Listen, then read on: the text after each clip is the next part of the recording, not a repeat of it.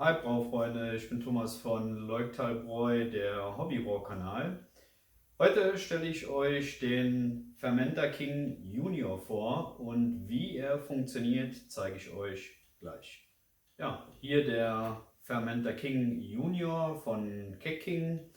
Eine neue Entwicklung jetzt dieses Jahr auf der Braumesse vorgestellt. Was ist das Ganze? Es ist an sich nichts anderes als ein normales NC-Keg, was halt in dem Falle durchsichtig ist. Ich kann das Ganze benutzen, also wie ein normales Keg zum Nachreifen von meinen Bieren oder auch als Gärtank. Ne? Also wenn ich jetzt meine Biere unter Druck vergären will, dann kann ich das hier auch genauso als Gärtank nutzen.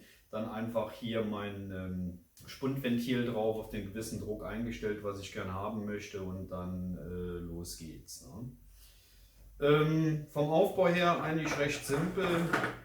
Das heißt, hier ist unser Druckkit, was wir auch schon kennen von der Fermentasaurus Serie. Ist ähnlich aufgebaut, halt nur ein bisschen kleiner. Hier mit meiner Schwimmerkugel auch dran, die Dichtung hier oben zum Abdichten.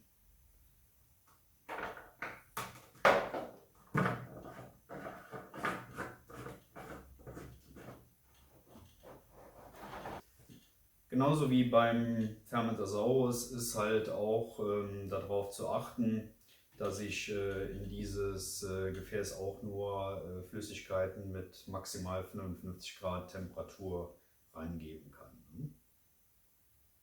Aktuell ist der Fermenter King Junior in Deutschland noch nicht zu erhalten, wird aber demnächst so sein. Also ich werde euch da auch im Laufenden halten.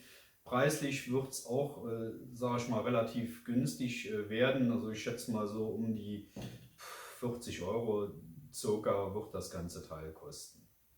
Ja, das war es soweit auch schon zum Fermenter King Junior.